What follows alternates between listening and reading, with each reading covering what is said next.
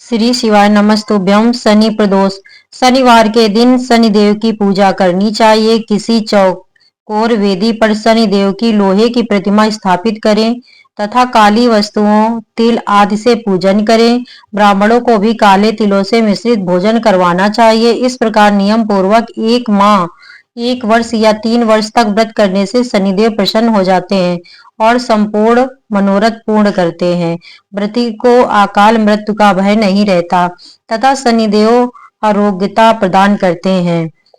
किसी समय सूर्य आदि 9 ग्रहों में अपनी अपनी श्रेष्ठता सिद्ध करने के लिए विवाद छिड़ गया, किंतु वे किसी निर्णय पर एक मत न हो सके। तब इंद्रदेव के पास गए और बोले कि आप यह निर्णय करें कि हम लोगों में कौन श्रेष्ठ है। इंद्र ने यह सुनकर उनसे कहा कि तुम लोग राजा विक्रमादित्य के पास जाओ, वे इसका निर्णय कर देंगे। इंद्र की बात सुनकर वे सभी 9 ग्रह राजा विक्रमादित्य के पास गए। जब विक्रमादित्य ने उनकी बात सुनी तो उन्होंने सोना, चांदी, कांसा, पीतल, सीसा, रांगा, जस्ता, अभ्रक और लोहे का एक एक आसन बनवाया और उन आसनों को एक क्रम से रखवा दिया और सभी से अपने अपने आसन पर बैठने के लिए कहा, और जिसका आसन सबसे आगे होगा वही सबसे श्रेष्ठ होगा। जिसमें सबसे पीछे लोहे का आसन रखा था जो कि शनिदेव का था। अपने आसन को पीछे देखकर अपने को सबसे छोटा समझकर राजा के ऊपर क्रोधित होकर वो बोले कि तुम मुझे अभी समझ नहीं पाए हो। मैं एक ही राज पर 3 महीने तक रहता हूँ। मेरे ही कारण राम को वनवास मिला तथा रावण वंश सहित नष्ट हो गया, इसीलिए अब तुम भी मेरे प्रभाव से बच ना पाओगे। ऐसा कहकर शनिदेव वहां से चले गए। शनिदेव के जाने के बाद सभी देवता प्रसन्न हो गए और अपने अपने स्थान को चले गए। इधर राजा पर शनि की 7.5 की दशा आ गई। शनिदेव अपना रूप बदलकर घोड़ों के व्यापारी बनकर अनेक प्रकार के घोड़ों को लेकर राजा विक्रमादित्य की राजधानी में आए। राजा खबर पाकर अपने अश्वपाल के साथ घोड़ों की खरीद करने के लिए गए। वहां पर राजा के एक घोड़े को पसंद किया। राजा ने उस घोड़े पर सवार होकर उसकी चाल इत्यादि को परखना चाहा। राजा ज्यों ही घोड़े की पीठ पर सवार हुआ कि मायावी घोड़ा बड़ी तीव्र गति से उड़ा और एक घनघोर जंगल में राजा को छोड़कर गायब हो गया। राजा मार्ग भूल गया और इधर उधर भटकने लगा। घूमते घूमते राजा को प्यास लगी। पानी की खोज में राजा घूम ही रहा था कि एक चरवाहा उन्हें मिला जिसने राजा को पानी पिलाया तथा उससे राजा ने मार्ग पूछा। राजा रास्ता मालूम करके राजा ने चरवाहे को पुरस्कार के रूप में अंगूठी दे दी तथा स्वयं नगर के रास्ते पर चलने लगा। शहर में वह एक साहूकार की दुकान पर रुका और अपना नाम बीका बताया। संयोग से उस दिन साहूकार की अत्यधिक बिक्री हुई, जिससे सेठ जी बहुत प्रसन्न हुए और बीका को अपने घर भोजन कराने के लिए ले गए। राजा ने भोजन करते समय देखा कि एक खूंटी में सोने का हार टंगा हुआ था, जिसे वह खूंटी निगलती जा रही थी। थोड़ी देर में जब साहूकार ने देखा तो खूंटी पर हार नहीं था। अतः संपूर्ण घर में हार खोजा गया किंतु न मिला। अतः सभी लोगों ने बीका को ही चोर सिद्ध किया और साहूकार ने उसको राजा के पास भिजवा दिया। जल्लादों ने आज्ञा पाकर उसके हाथ व पैर कटवा दिए।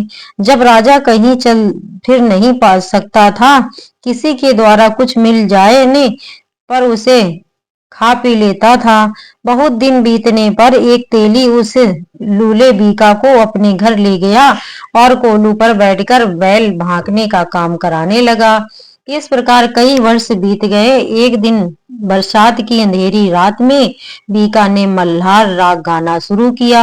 उसके गाने को सुनकर उस देश की राजकुमारी उस पर मोहित हो गई और उसने प्रण किया कि जिसने भी इस राग को गाया है मैं उसी के साथ अपना विवाह करूंगी।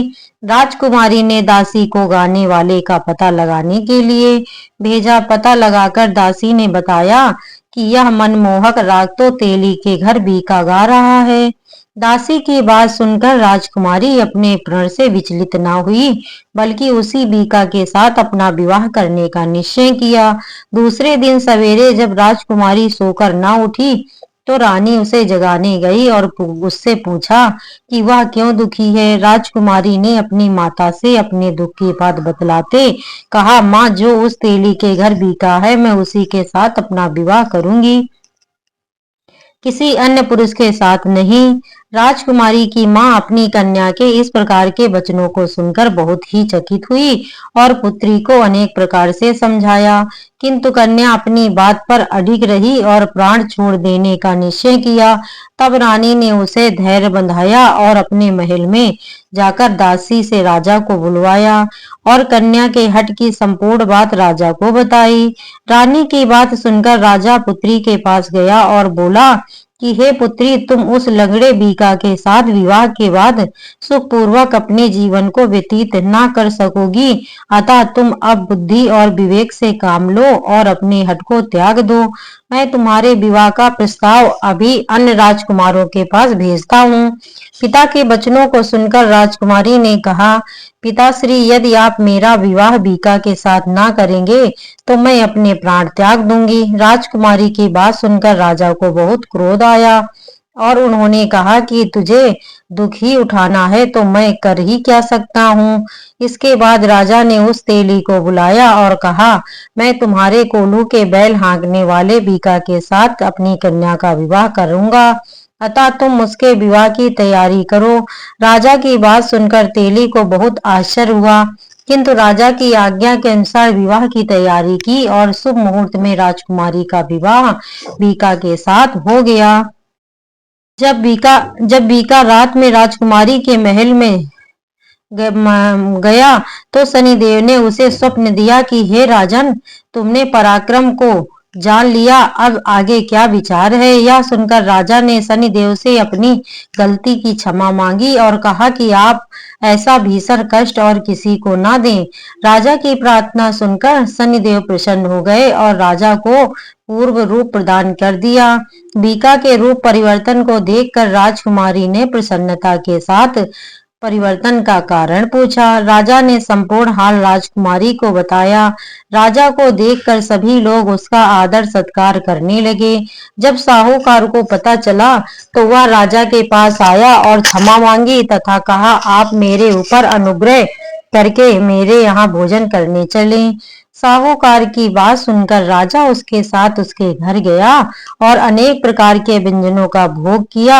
राजा ने भोजन करते समय देखा कि पहले तो खूंटी हार निगल गई थी, वह उगल रही है। राजा ने यह सबको दिखाया और अपने ऊपर शनि देव के क्रोध का भी हाल बताया। भोजन के बाद उस साहूकार ने राजा से अनुमति लेकर उसके साथ अपनी पुत्री का विवाह कर दिया तथा दहेज में बहुत सा धन दिया। कुछ दिन बीतने पर राजा अपनी दोनों रानियों सहित अपनी राजकुमारी को ले जाकर वहां की प्रजा ने राजा का बहुत अधिक स्वागत किया। स्वागत समारोह के बाद राजा अपने भवन को गए। प्रजा ने बड़ी प्रसन्नता के साथ संपूर्ण नगर को सजाया तथा रात्रि में प्रकाश किया। राजा ने शनिदेव की महिमा का वर्णन करते हुए उनको देवताओं में सर्वश्रेष्ठ बतलाया। अतः इस दिन शनिदेव की प्रसन्नता के लिए चींटियों को आटा डालना चाहिए। जो लोग इस पवित्र कथा का श्रवण या पठन करते हैं, शनिदेव की कृपा से उसके समस्त दुख व कष्ट दूर हो जाते हैं, इसमें किसी प्रकार का संशय नहीं है। शनि प्रदोष व्रत का अत्यधिक महत्व है। शुक्ल पक्ष के शनिवार को यदि प्रदोष हो तो बहुत ही उत्तम होता है। शुक्ल पक्ष के शनि व्रत से संपूर्ण मनोरथ पूर्ण होते हैं। व्रत के दिन दोपहर को आंवले के पानी से स्नान कर फिर शिव जी की विधिवत पूजा करें। यदि अपने आप शिवलिंग निकला हो तो उसका पूजन करने से विशेष फल की प्राप्ति होती है। यदि इस प्रकार का शिवलिंग ना हो तो स्थापित किए हुए शिवलिंग की पूजा करनी चाहिए। काशी आदि धर्म क्षेत्रों में शिव पूजा का विशेष महत्व होता है तथा अंत फल की प्राप्ति होती है। अनंत फल की प्राप्ति होती है। शिव जी को चंदन, पुष्प, धूप, ऋतुफल, बिल्व पत्र इत्यादि अर्पित करने चाहिए तथा तेल के 1000 दीपक जलाएं और भगवान शिव को प्रसन्नता के लिए शुद्ध घी के 32 दीपक जलाने चाहिए। पूजन के अंत में शक्ति शिवलिंग की परिक्रमा करनी चाहिए। इसके बाद गौरी शंकराय नमः स्वाहा मंत्र से 100 बार 8 बार पार्वती के निमित्त खीर से हवन करें तथा शिव जी के निमित्त ओम त्र्यंबके यजामहे मंत्र से 188 बार आहुतियां देनी चाहिए। ब्राह्मणों को भोजन करवाना चाहिए तथा दक्षिणा भी देनी चाहिए। ब्राह्मणों से आशीर्वाद लेकर स्वयं बंधु बांधवों सहित भोजन आदि करना चाहिए। व्रत के दिन जमीन या तख्त पर सोना चाहिए। 1 वर्ष तक लगातार व्रत करने से शिवजी अत्यंत प्रसन्न होते हैं और धन्य धान्य शत्रुओं पर विजय आदि प्राप्त कराते हैं। व्रती के संपूर्ण मनोरथ पूर्ण होते हैं, इसमें किसी प्रकार का संदेह नहीं है। बोलिए महादेव की जय, बोलो शनिदेव की जय। शिव चालीसा। जय गणेश गिरिजा सुमन मंगल मूल सुजान, कहत अयोध्या दास तुम देहु अभय वरदान। जय गिरिजापति दीन दयाला, सदा करत संतन प्रतिपाला। भाल चंद्रमा सोहैनी के, कानन कुंडल नागफनी के। अंग गौर सिर गंग बहाए, मुंड माल तन छार लगाए। वस्त्र खाल बागंबर सोहे, छवि को देखी नाग मुनि मोह। मैना मातु की हवे दुलारी, बाम अंग सोहति छवि न्यारी। कर त्रिशूल सोहत छवि भारी, करत सदा शत्रुन सहकारी। नंदी गणेश सोहे ते कैसे, सागर मध्य कमल है जैसे। कार्तिक श्याम और गण राहु, या छवि को कही जात न काहू। देवन जबहि जाय पुकारा, तबहि दुख प्रभु आप निवारा। कियो उपद्रव तारक भारी, देवन सब मिल तुमहि जुआई। तुदन सदानन आप उठायो, लो निमेष मह मार गिराय। आप जलंधर असुर संहारा, सुयस तुम्हार विदित संसारा। त्रिपुरासुर संयुद्ध मचाई, सबहि कृपा कर लीन बचाई। किया तपहि भगीरथ भारी, पूरो प्रतिज्ञा तास पुरारी। दानिन मह तुम सम को नाही, सेवक स्तुति करत सदाहि। वेद माहि महिमा तब गाई, अकथ अनादि भेद नहीं पाई। प्रगट उदति मंथन में ज्वाला, जरत सुरासुर भय विहाला। कीन दया तह करी सहाई, नीलकंठ तप नाम कहाई। पूजन रामचंद्र जब कीना, जीत के लंक विभीषण दीना। साहस कमल में हो रहे धारी, कीन परीक्षा तबहि पुरारी। एक कमल प्रभु राख्यो जोई, कमल नयन पूजन चह सोई। कठिन भक्ति देखी प्रभु शंकर, भये प्रसन्न किए इच्छित वर। जय जय जय अनंत अविनाशी, करत कृपा सबके घटवासी। दुष्ट सकल नित मोहि सतावे, भ्रम रहो मोहि चैन न आवे। त्राहि त्राहि मैं नाथ पुकारो, यही अवसर मोहि आन उबारो। ले त्रिशूल शत्रुन को मारो, संकट से मोहि आन उबारो। मात पिता भ्राता सब होई, संकट में पूछत नहीं कोई।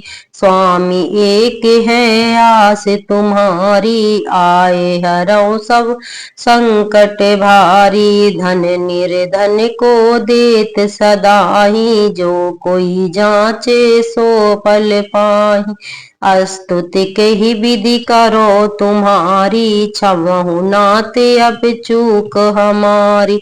शंकर हो संकट के नाशन, मंगल कारण विघ्न विनाश। योगी यति मुनि ध्यान लगावे, नारद सारद शीस नवावे। नमो नमो जय नमः शिवाय, सुर ब्रह्मादिक पार न पाए। जो या पाठ करे मन लाही, तापर होत शंभु सहाई। इसरनिया जो कोई हो अधिकारी, पाठ करे सो पावन हारी। पुत्रहीन इच्छा कर कोई, निश्चय शिव प्रसाद ते होई। पंडित त्रयोदशी को लावे, ध्यान पूर्वक होम करावे। त्रयोदशी व्रत करे हमेशा, तन नहीं ताके रहे कलेसा। धूप दीप नैवेद्य चढ़ावे, शंकर सम्मुख पाठ सुनावे। जन्म जन्म के पाप नसावे, अंत धाम शिवपुर में पावे। कहत प्रभु आस तुम्हारी, जान सकल दुख हरहु हमारी। नित्य नेम कर प्रातहि, पाठ करो 40। तुम मेरी मनोकामना, पूर्ण करो जगदीश। मत्सर है मंत ऋतु, संवत 64 जान। स्तुति 40 शिवहि, पूर्ण कीन कल्याण। बोलो महादेव की जय।